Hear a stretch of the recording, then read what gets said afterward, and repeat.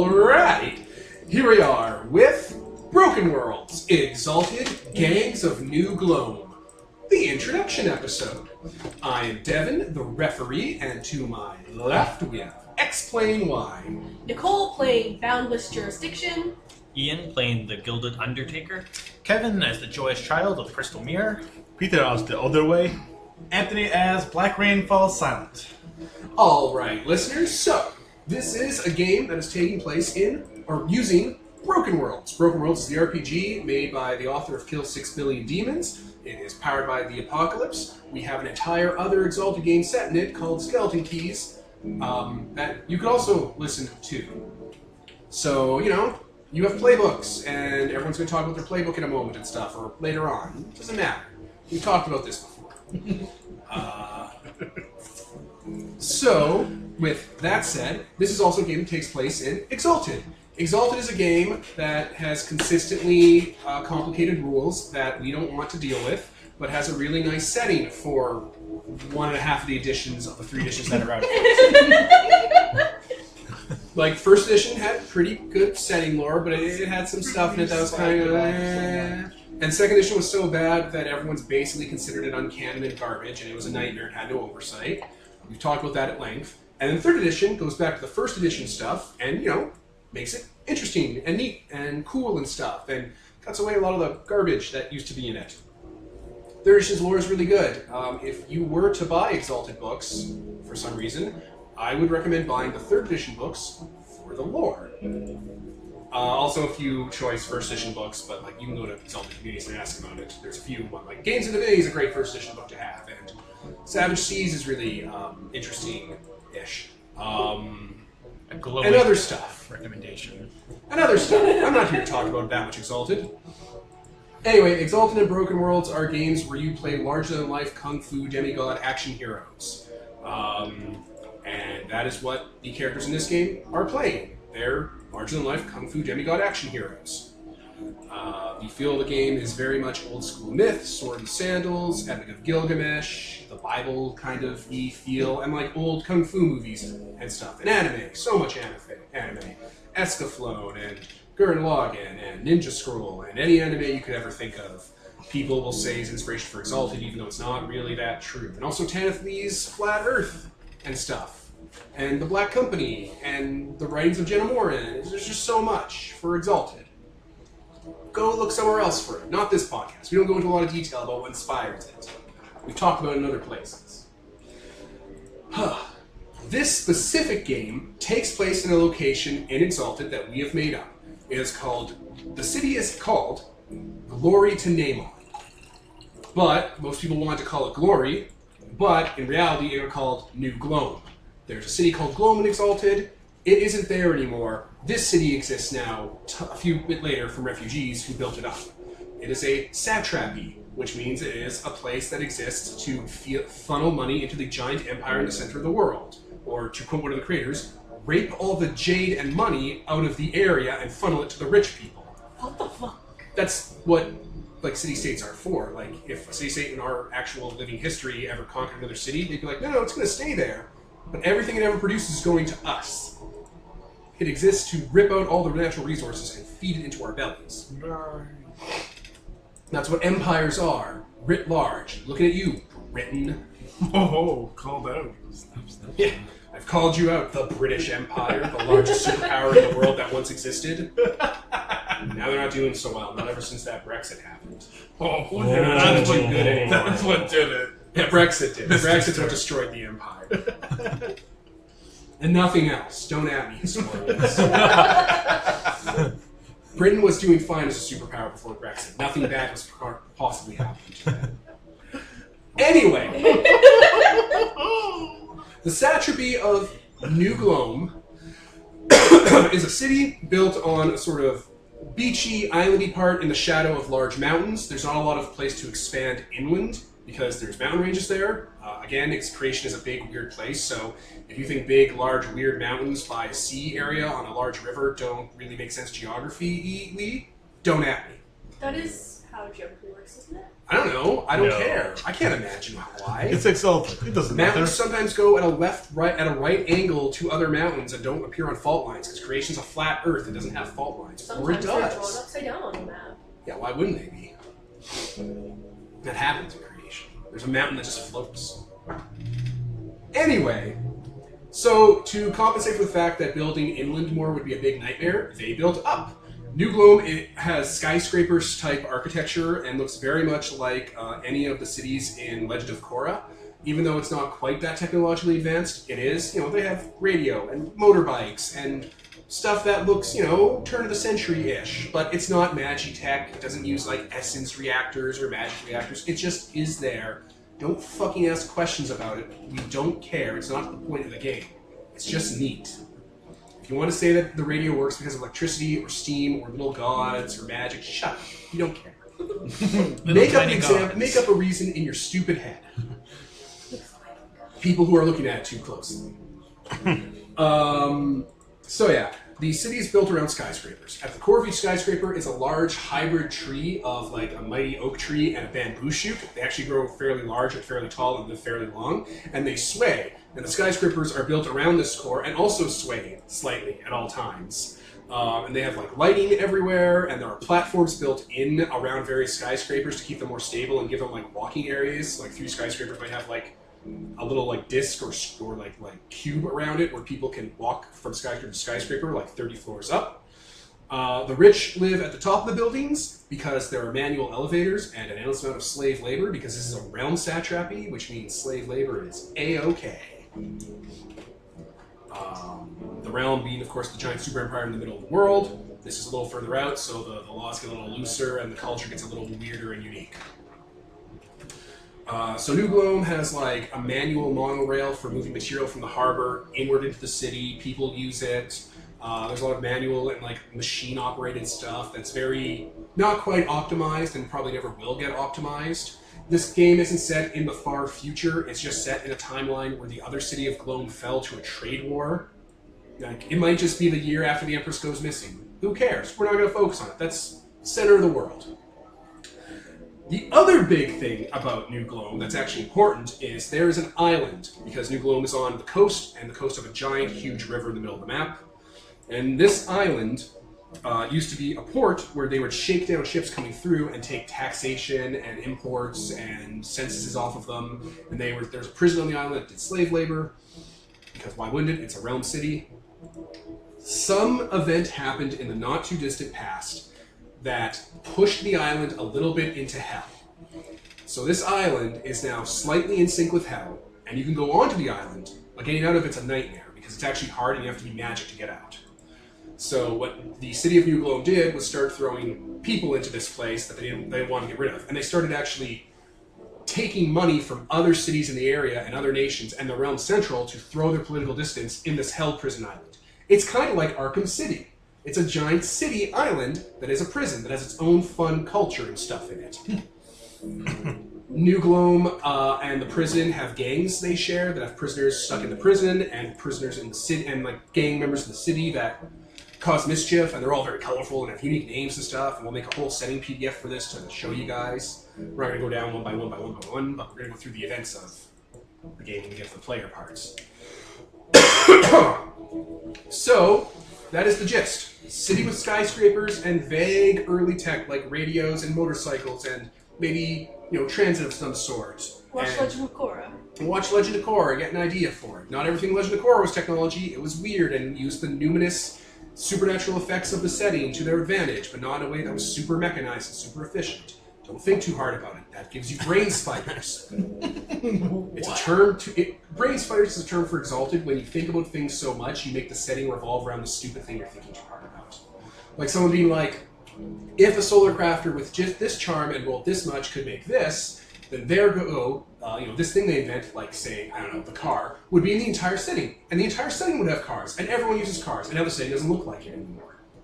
Or like, because Lookshy in the baseline setting is capable of maintaining and building some skyships, ergo, skyships should be everywhere, and the setting should be a skyship-based setting, because why wouldn't everyone use them? Stupid shit like that, where people ignore the narrative and thematic components of the setting in favor of a very narrow and often wrong point of view. Like, in the north, there's people that have skyboats, and they're really specific to make, hard to make, take a lot of materials, and they're like a trade secret, and like you could probably make them in the south, like away from the north, but it'd be a lot of investment, and war machines in the old world actually were a huge time sink. So it'd be like this huge undertaking to do, so you wouldn't spread everywhere. People just see and go, oh, it's spread everywhere. That's what brain spiders are. People not thinking. Because their brains are full of spiders. So yeah, that is the brief breakdown. Broken Worlds, Exalted, custom little city. The characters are all involved with the prison and the city in various ways and have goals they want, which we'll get to when we start talking about the characters. So we're going to go to you guys, and the first thing we want to break down is tell us what your characters, are, what they look like, what their exalt type is, and what their playbook is. We'll start. Who do we want to start with? Are we also talking about like the backstory and stuff? We'll do the backstory after we each describe the characters, so they can get a picture in their head for these characters. Describe Your this- individual backstory. Yeah, like individual, like brief tagline, including the back, what they look like.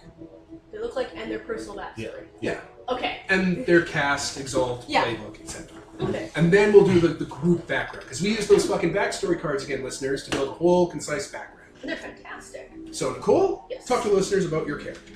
My character's name is Boundless Jurisdiction. He is a Zenith class cast Solar Exalt. He was a policeman on the local police force, but he was basically the only straight-laced cop in the entire precinct, and he found out about some of the dirty doings, so his partner betrayed him, framed him for, I think, a murder, and got him arrested, which was easier than it should have been because he's a beast man. He's actually like a crocodile person. He wasn't an exile at the time. I should probably clarify that. He was just a dude. So yeah, he got put into prison, and that's where he met the people. His given name, of course, isn't Boundless Jurisdiction. That's his exalt name.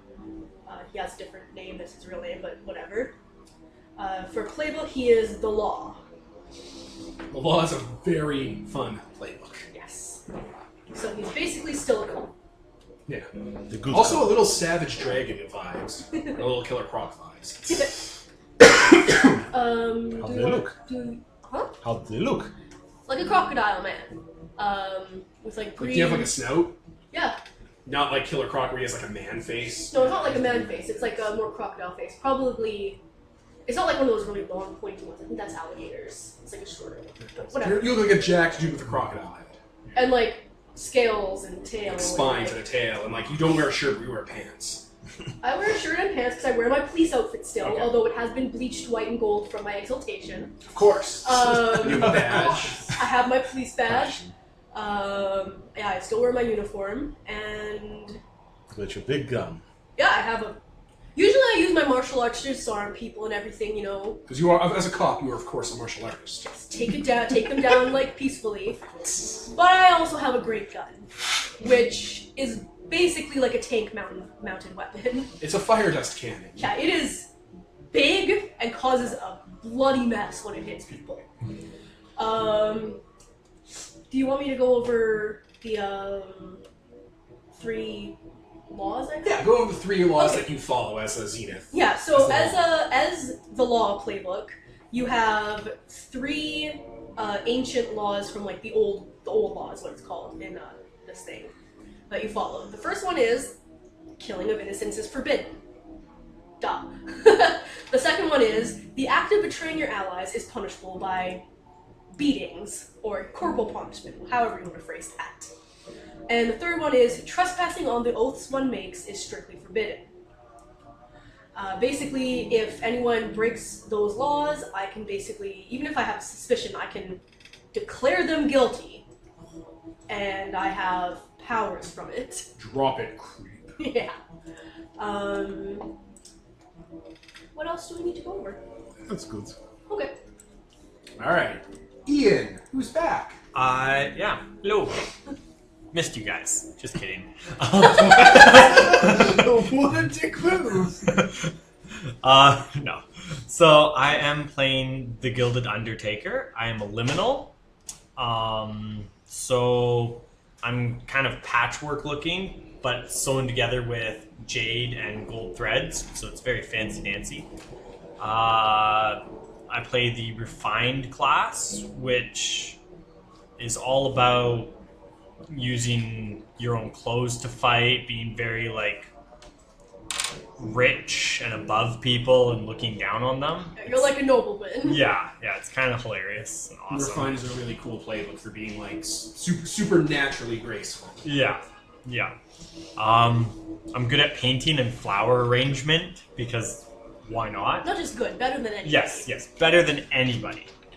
No matter what they say otherwise. It actually states in here.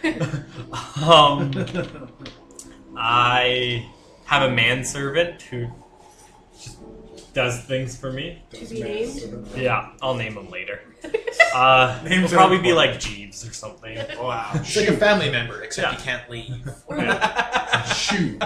shoot Yeah. or lead. Yeah, exactly. So, as a liminal, a chair nosum exalted, one of the grave earth, you were accidentally made because someone tried to bring the dead back, and that person is called a demiurge. And the Dark Mother basically took that attempt and made it into you, a hero of the dead. So you have a demiurge, and that demiurge is out there in the world, and to just kind of talk about that, your character is looking for the demiurge because they don't remember what they look like or who they are. Yeah, my character doesn't know about their demiurge, and they... Have an urge to find you. Yeah. Yep. That's my character. Male. Yes. My character's also male. I think that was kind of clear. Okay, Kevin. I'm playing Joyous Child of the Crystal Mirror. He is a sidereal chosen of Serenity and is a small, young, red panda beastman. He's like 15 years old. He dresses like an immaculate monk of the wood aspect and is very much a loyalist to the Blessed Isle as well as the Immaculate Order. When he was younger, like very young, the Fae basically attacked his village, and he was spirited away by the Sidereals for like trading his stuff. So nobody ever found him, but he's aware that a group of Immaculate Monks reached the village and saved quite a few of the citizens. So ever since then, he's felt very much a admiration for them, and he is very much a believer of the Immaculate Text. He takes very open views about it, in that he does not see the Exalted as these great enemies to be fought, but as something that could further enhance the Blessed Isle if peace could be found between them. He's very much someone who believes in a balance between all things. So he is in basically the prison as someone who oversees the religious aspect of it. He's a chaplain. That's the word. He tries to, protect the good cops and the good prisoners, and tries to find a way to keep everything serene. Also, doesn't murder. Also doesn't murder. He is distinctly against wanton murder. He's not going to stop an Exalt from doing it because he's aware that they have that kind of jurisdiction. But he also wants to temper their worst aspects because he knows how bad those can get, essentially. He is mostly here as an observer and someone who's trying to maintain the peace. Okay, so my character is called The Other Way. He's an infernal fiend, and his playbook is The Master. He's more of a legend than a man, in so that his backstory may be shrouded in mystery. He used to be a great martial arts student in the realm, but left on the journey to self-betterment. Then re-emerged one day during one of the Sun calibration tournaments. He managed to win that and challenge the Sun himself, but not land a hit on him, and that wasn't enough for him, so he turned to some darker arts. He studied under the 5 Days Darkness, and eventually became the champion of the Ebon Dragon.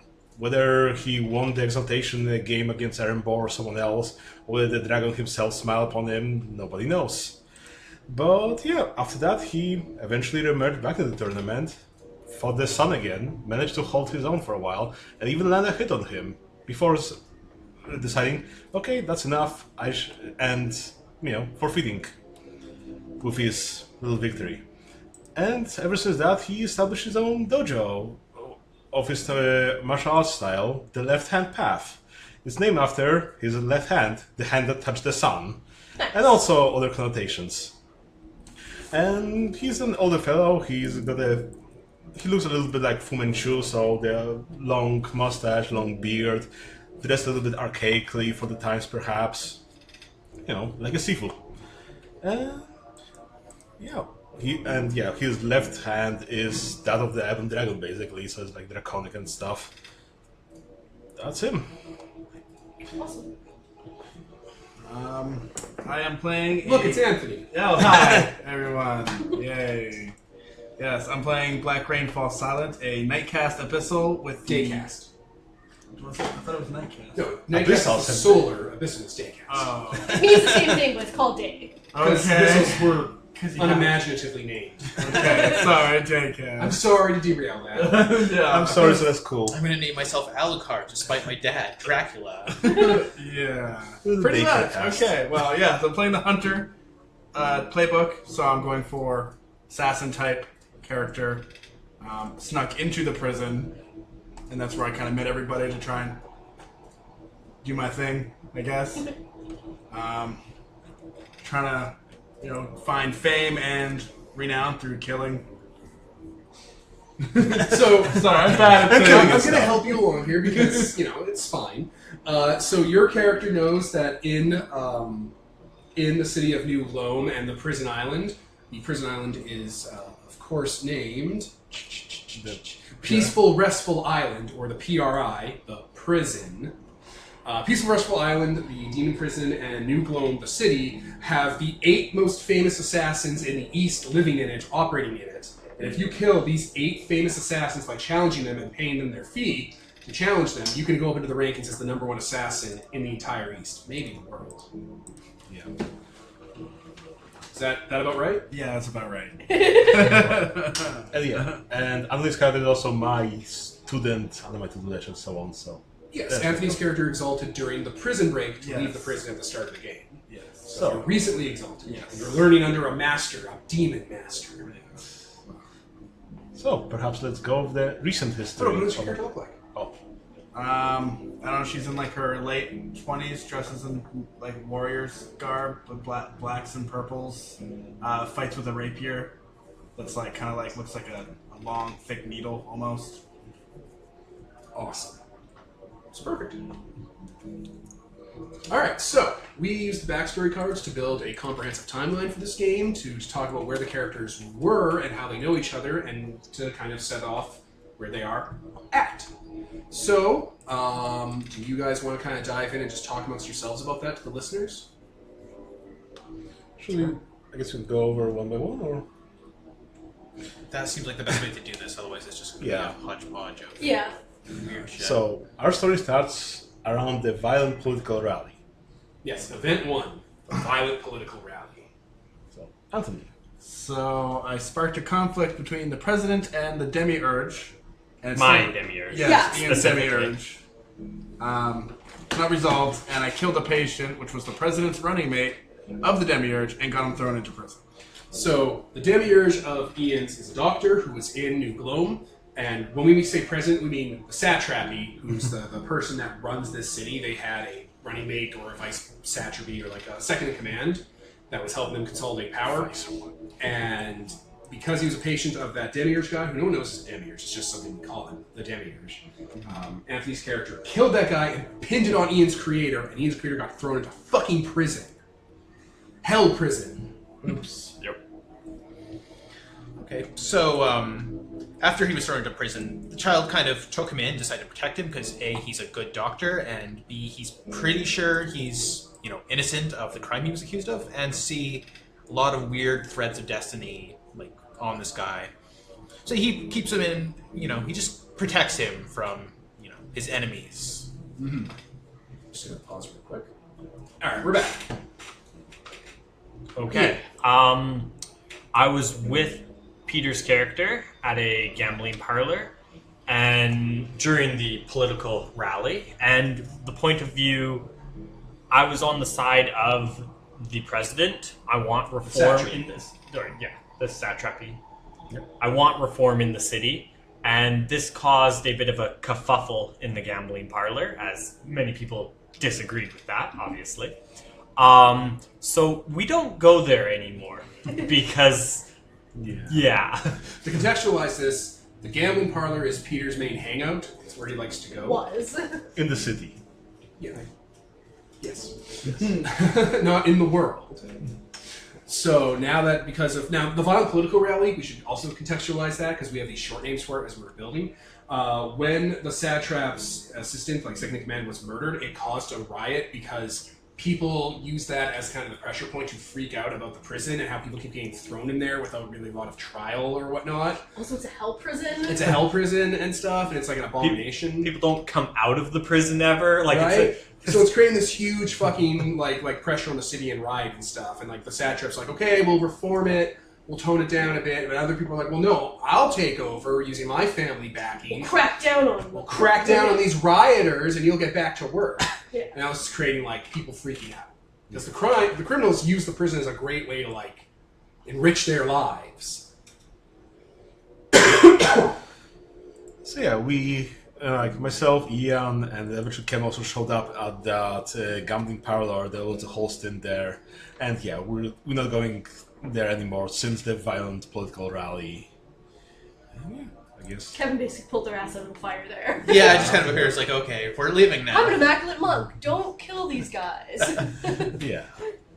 Just act natural. Yeah. Also, during the political rally before my character was arrested, I was also for prison reform. It seems like it's fairly corrupt. And I was very surprised to find that Ian's character, who is all stitched up and also a nobleman, Kind of part Rich of person? like bourgeoisie, he's part yeah. of the rich person cast, was also pro prison reform. That's very surprising. Usually the rich don't give a shit about that. So, a friendly guy. so yeah, Ian showed a side of himself I was not expecting. Yep. After his running mate died, or well, was assassinated, the president needed money to fund his election. So, being the wonderful nobleman I am, I funded his re-election. And Election is in giant quotation marks because it's a satrap, so they have political power from the realm to be in charge of the satrap. yeah. His vie for power. I funded his vie for power. Yeah. And because of this, he gave me a all-access pass to the prison. I can go in and out as much as I want, whenever I want, and no one's going to argue with that. This made us even, as my character does not hold, long-term things. They're like, if you do something for me and I do something for you, even, not going to hold it over your head. And yeah. So I believe my partner and the police that are super corrupt in the city used stuff that happened during the revolt or the riot to frame my character, and that's what got me thrown in jail. After I was thrown in jail, one of the gangs in the prison called Mnemon's Rockers sent people to kill me because I'm a cop.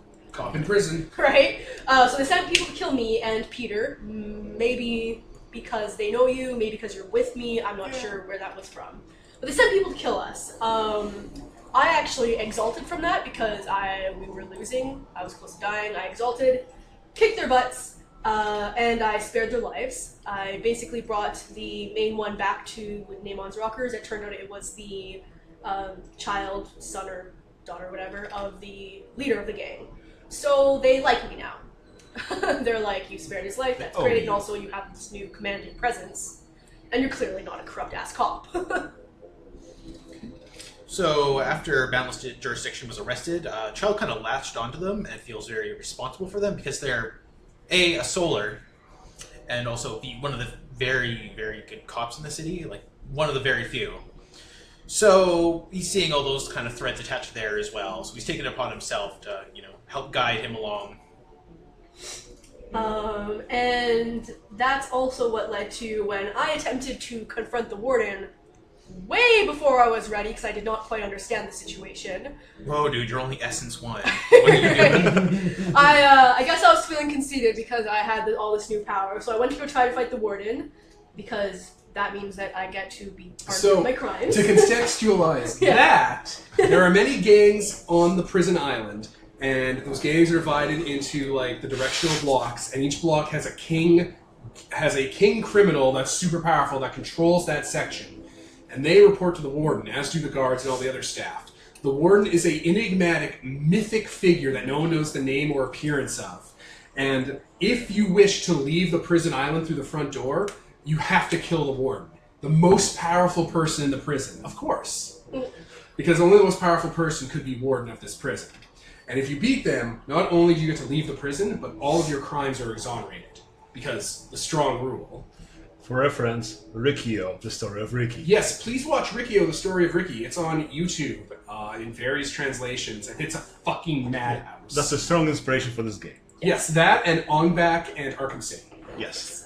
3 core inspirations. So yeah, I went to go take on the strongest person in the city. Yeah, you went right to the warden's like prison castle. Way too fucking early. Kevin's character was like, whoa, whoa, whoa, whoa, whoa, you need to chill out and back away from that. Yeah, he definitely thinks that like balanced jurisdiction can do it. It's just not yet. Yeah. You're the perfect person to reform this prison by going and killing the shit out of the previous one. To kill the warden, they say first, or no, to kill the warden, what you have to do right beforehand is fight the 5 divine crime lords for each direction, for they each know a secret to the warden's power that can undo him. But to fight them, you have to beat the gang bosses that live in each one of their directions. And to do that, you have to work your way up the gangs. But also, to get close enough to the warden's castle, you have to go through the parole board, the laundrymen, the commissary, the food line, and then the guards and the elite guards at the heart of the castle. And once you go through all of that and work your way up, you can fight the warden. You have to beat up everyone. The prison island has its own demon ecology that's unique to it, which includes first, second, and at least 2 third circle demons that kind of hang out in it. You don't have to beat them all to get in, but understanding those demons and the ecology of them also helps you understand the warden's power. So yeah, I hadn't done any of that shit, so... I didn't do any of that Breath of the Wild, fight the divine beast bullshit. Okay, so I needed to confront the doctor, Demiurge, whatever. But I got poisoned. I needed the Solar's help Yes. to get unpoisoned. Yes. Basically, I vouched for... Anthony's character was poisoned, probably a rival assassin, or who knows. And I think it basically... was actually the doctor, because... I don't think it was the doctor. He didn't know yet. He didn't know. Don't they hate me for framing them? He didn't know yet. I didn't know that you framed it. Okay. Yeah, Not so good. what happened was, you were fucking poisoned, but the doctor's like, she's clearly like some kind of assassin chick, I'm not gonna, like, what the fuck? She's wearing assassin symbols. I was like, calm down, it's fine, I'm sure she's a good person, you know, I've only ever seen her kill bad people, it's fine. So please just help her, you're a doctor, you should help people. So he did, unpoisoned you. And then you got into the fight. Oh yes, so gracious about being Oh my god, the unpoisoned. next step you tried to kill a child. Oh my god! Oh my god. Literally the same day. No, he had a hit in the chapel, and the child was there. Yeah, but still, he tried to kill the child. Well, the child attacked me. They were a witness. So yeah, there was someone in the chapel who was a target, and he tried to stab him, and then Panda Kid just picked up a giant bench and tried to beat her with it because Sidereal. It kind of permanently warped the church in that there's weird echoes, and it's just kind of not quite a sinkhole of Yeah. into the abyss, but close. But now we have an understanding and a healthy respect for one another. Big foreshadowing. So, and then I brought Ian in to help retrieve something of personal importance. What did we, I guess that would... We discussed what it was, but I don't remember what it is. I don't think we discussed 'Cause it wasn't specifically written what it down. was. You probably left something in the chapel, and you were like, I can't go back in there again. That small child was so angry. There's a grumpy panda in there. I think what happened was you saw Ian, who has free reign, because there's obviously a way people come in and out of the prison that the dynasts have, and they've given it to Ian. And so you're like, I can use that. And then you're like, whoa, dude, you're looking for something special, obviously, and I know important people in this prison. And that's why you got in touch with Ian's character, because you brought him into the fold, into the circle of these conspirators you were building. Yeah. I would assume the personal importance is just like information on the How to prison. get out. Like These the prison people in are the general. people in the know. Yeah. Yeah, and he offered him some body parts. Yeah, we kind of glossed. Okay. That's really cliche. Okay. And meanwhile, I was prison. I did see that panda child, and it reminded me of my old student that was also a panda person. And That's racist. Red Panda Beast Man. the other way has his. But was he actually? I thought he was just like his attitude or something. Not Like- all No, pandas it are was the really same. on the nose. They reused the character sheet, the art in the animation. I mean, it's not the first time Karen played a red panda, so. It's literally the Actually, same the same character every character. time. Yeah. There's so many spiteful red panda people in this game. Plus one. So, previous student. And then a prison break happened. Yeah, so you guys figured out how to break out of the prison without using the front door. You did. And it's actually going to be your base. There's a small base in between the prison and the city underground, like that goes through the river, that you're using as your base of operations. So you did a prison break, and during the prison break, a bunch of stuff happened. I gained, like, after talking with Anthony and some of the other prisoners and whatnot, I learned that my demiurge is someone in the prison. I don't know who it is yet, but I know they're in there. So it really drove home my goal of I need to find them, because before I wasn't looking extremely hard. I was obviously looking, but not. Now You have had a no. lead. You had no. Lead, Yeah, I had so. no lead. Now you have a so, lead. Yeah. I helped out with the prison break. Unfortunately, I was too sloppy, and they saw my face, and now the police know that, You escaped. I'm breaking in and out of prison with or without other people. Was it sloppy, or were you just looking for attention because you want to be the #1 assassin? So yeah, after the break, me and Anthony were on the run, and I managed to hide us both, and he still hasn't repaid me for that I'll favor. repay you with blood. And during the prison break, that was kind of the first time a child met Ian's character, and he was also surprised by, the kind of person he wound up being, where he was like helping people rather than just concentrating on escaping. Everyone's so surprised.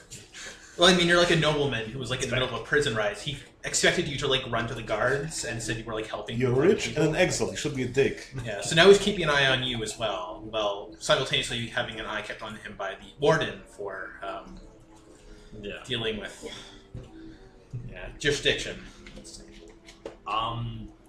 During the prison break, Anthony's character Exalted. So I witnessed that, and of course, with his type of exaltation, knowing things about his past and knowing things about his exaltation is not good, so we just don't talk about it. Awkward silence. An abyssal. You're in liege to a Death Lord. Yeah. And that's all of the backstory cards. Yep. That's it. So yeah, that's kind of the nice conspiracy and background that all the characters have. They know each other, they're connected. And when the game starts, in session 1, which will be, I guess, a week from when you hear this, listeners, or the very next episode, depending on the timeline, we will launch with whatever the players want to do, because Broken Worlds is a Power of the Apocalypse game, is player-fed. So their goals. So we got goals like Nicole trying to take down the Warden, Ian trying to find his Demiurge, Kevin trying to reform the prison and take down the real pain points in it that make it a miserable place. Peter trying to subvert the prison and make it work for him. Establish the dojo in the prison, Take down other dojos which exist. And Anthony's, of course, looking to fight the 8 famous assassins and get in contact with them to pay them to fight them. So Pay them to fight them. Yeah, you have to... Can I pay them to fight No more heroes. for me? It's no more heroes. We ripped off. I'm using the music from it. So all you have to do, you have 2 things you're doing in the game, basically. Gather wealth from when they're doing stuff, and then using that wealth to get a meeting to fight one of the assassins. So I basically have to hire a hit on myself to Yes. get a chance to fight these assassins. That's the only way they'll fight you. Oh my is if god, there's that a is hit on you. metal. Right? That's actually they're assassins. They They, have don't to- kill people unless Yeah, they find to do it. I'll hire them, and they have to find me, Yeah, and there's an in-between. and then I can fight on my terms. That's right. Or you go to their arena. Yeah, Like, this that's assassin cool. will Yeah, be they a- have arenas. That's They'll have arenas. Called the dojos. It's just a cardboard box you have to get into with them. Right. Circling back though. Oh, to Kevin, he didn't talk about his playbook. Oh, mine's the beggar. It's one based around Bagger? Beggar. Bagger. Now I gotta say, Okay, Mr. Warrior. And it's basically about being weird and subversive and using improvised weaponry. the beggar and the master are kind of the best sidereal inspirations in the game, along with the hunger and the refined and All of them. all of them. They're all The around. beggar and the master are at the top, but all the other rest of them are like a close second because they're all really good for sidereals in They're all really good various for little- everything. in various little ways. So yeah, I think that's everything. So at this point, we'll probably wrap it up. That is the intro to Gangs of New Gloam. This is of course, it's not a feature-length game. Feature-length games are the ones that run like 3-4 hours per recording. This runs 60 minutes and under. It is one of our I don't know what to call the non-feature-length ones. Bite-sized, short ones, Shorts. shorts, Snackable. consumables. I don't know. I haven't figured it out. I should have like 4 months ago when Skeleton Keys came out. So I was Devin. Nicole? Ian. Kevin? Peter. Anthony. And this is sponsored by Nobody, with Ian and Anthony back after a year. Signing off.